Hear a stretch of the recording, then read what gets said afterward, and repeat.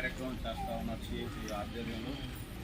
ఈ ప్రజాస్వామ్యంలో ప్రతి వ్యక్తికి కూడా వాళ్ళ బాధలు చెప్పుకునే హక్కు, రోడ్డు మీదకి వచ్చి చెప్పుకునే హక్కు ప్రజాస్వామ్యంలో డాక్టర్ బిఆర్ అంబేద్కర్ గారు పెద్దలందరూ కూడా ఆ రోజు రాజ్యాంగాన్ని రాసేటప్పుడు ప్రభుత్వాలు తప్పు చేస్తూ ఉంటే ప్రజలు రోడ్డు మీదకి వచ్చే అవకాశం ఉంది ఈ ప్రజాస్వామ్య దేశంలో.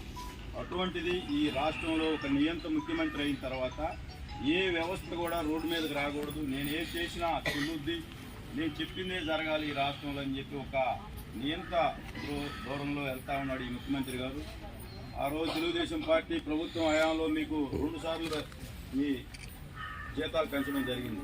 ఈరోజు మీరు అడిగే మెనూ ఛార్జెస్ పెంచడం అనేది అంటే చాలా రీజన్ ఉంది. ఎందుకంటే ఈరోజు నిత్యావసర వస్తువులు ఏ విధంగా ధరలు పెరిగినాయో మీరు అందరూ చూస్తారు. ఎప్పుడో పాత మెనూ ఇస్తే ఆ పిల్లలకి మీరు పోషణ చేయాలంటే మీ శాలరీలో ఖర్చు పెట్టే పరిస్థితి ఉంది.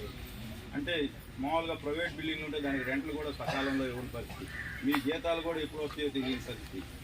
ఈ ప్రభుత్వం ఈరోజు మనం చేసే కార్యక్రమాలు ఇటువంటి కార్యక్రమాలు చేయాలి. ఎక్కడా కూడా ప్రజలకు ఉపయోగం నిద్రలేస్తే నిత్యం చిన్నపిల్లలను పెట్టుకొని గ్రామాలలో వాళ్ళ పోషణ చూస్తారు, వాళ్ళ తల్లిదండ్రులు పనికి వెళ్తా ఉంటే వాళ్ళకి ఆలనా పని అంతా చూసేది అంగన్వాడీ అటువంటి మీరు నిద్రలేస్తే పనిచేసే వాళ్ళని కూడా రోజు మామూలుగా పొలాలు వెళ్ళిపోయినా కూడా ఈరోజు 500-600 ఇస్తున్నారు. అటువంటి శాలరీలు కూడా మీకు ఆ అర్హత కూడా ఇవ్వకుండా ఆ రోజు ఎలక్షన్ ప్రచారాల్లో ఏం చెప్పాడు, మీరు అందరికీ కూడా బ్రహ్మాండంగా చూసుకుంటాం, పక్క రాష్ట్రాల కంటే కూడా మీకు ఎక్కువ శాలరీలు ఇస్తామని చెప్పి అబద్ధాలు చెప్పాడు. ఈరోజు మీరు అడిగేది, మీరు అంగన్వాడీ స్కూల్లో జాబులు చేస్తా ఎక్కడైనా అన్ఎక్స్పెక్టెడ్గా ఏదైనా జరిగితే బీమా సౌకర్యం అంటే ఈరోజు అసలు అది చాలా తప్పనిసరిగా జరగాలి. గవర్నమెంట్ కోసం పనిచేస్తా, మీరు ప్రజల కోసం పనిచేస్తా, మీకు ఏదైనా జరిగితే కూడా దాంట్లో గవర్నమెంట్ రెస్పాన్సిబిలిటీ లేకపోతే మీకు నష్టం జరిగితే మీ కుటుంబాలను ఎవరు కాపాడు. ఈరోజు ఏదో ఒకరోజు అదే ఇన్సూరెన్స్ బెనిఫిట్స్ కానీ గవర్నమెంట్ కల్పిస్తే మీకు కూడా మీకు నెక్స్ట్ జనరేషన్కి ఎంతో కొంత బెనిఫిట్ అవుతుంది. ఇటువంటివన్నీ కూడా మీరు అందరూ అడిగేవి కూడా రీజనబుల్స్, అవి కూడా మా పార్టీ అధిష్టానం కూడా చంద్రబాబు నాయుడు గారు కూడా మా అందరికి కూడా తెలుగుదేశం పార్టీ నాయకులందరికీ కూడా చెప్పలేదు. మీరు మీ నియోజకవర్గాలు ఎక్కడ అంగన్వాడీ టీచర్స్ వర్కర్స్ ఎక్కడన్నా మీరు ధర్నా కార్యక్రమంలో మీరు అందరూ కూడా పాల్గొని వాళ్ళకి సంపూర్ణ మద్దతు జరుపుకుని కూడా చంద్రబాబు నాయుడు గారు మా అందరికి కూడా చెప్పాడు. తప్పనిసరిగా బాబు గారు అంటే వ్యవస్థలను చూస్తే గౌరవిస్తాడు బాబు గారు. ఈ ముఖ్యమంత్రి వచ్చిన తర్వాత వ్యవస్థలంటే గౌరవం లేదు.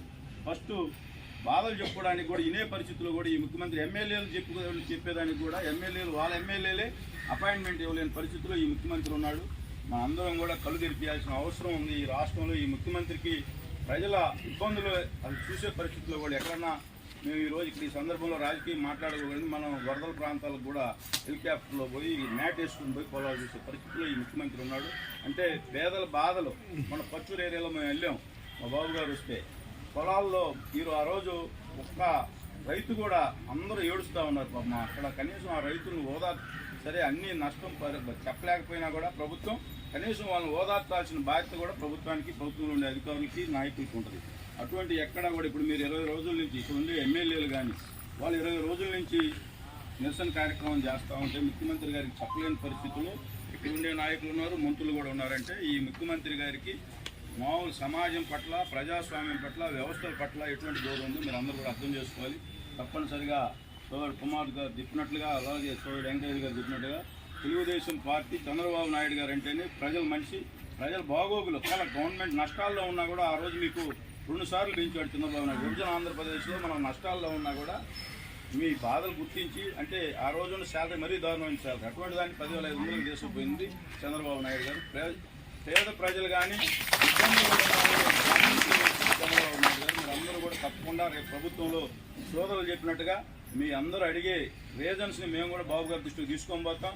తప్పనిసరిగా మన బాబు గారు కూడా చెప్పాడు, రేపు మేనిఫెస్టోలో కూడా మీకు ఏదైతే చేయబోతున్నామో అది కూడా చెప్పడం కూడా జరుగుతుంది చంద్రబాబు నాయుడు గారు. తప్పనిసరిగా మనందరం కూడా ఈ రాష్ట్రంలో మనం పనిచేసేది మన పిల్లల భవిష్యత్తు కోసం, మన భవిష్యత్తు కోసం. ముఖ్యంగా మన పిల్లల భవిష్యత్తు ఎట్లా ఉందో మీరు అందరూ కూడా అర్థం చేసుకోవాలి.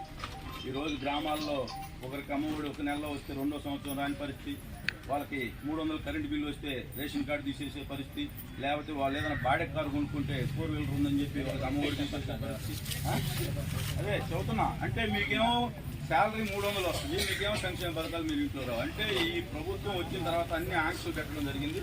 మన లోకేష్ బాబు గారు కూడా మా అందరికీ కూడా పార్టీ నాయకులందరూ కూడా కూర్చోబెట్టి ఏ అయితే షరతులు పెట్టి అమ్మఒడి తీసేస్తా ఉన్నాడో లేకపోతే రైతు భరోసా తీసేస్తామో ఇవన్నిటిని కూడా ఈ షరతులు తీసేసి ఈ 6 స్కీమ్స్ పెట్టాడు బాబు అవన్నీ కూడా షరతులు లేకుండా ఇంప్లిమెంటేషన్ చేసే బాధ్యత తెలుగుదేశం పార్టీ తీసుకుంటుందని కూడా చెప్పడం జరిగింది.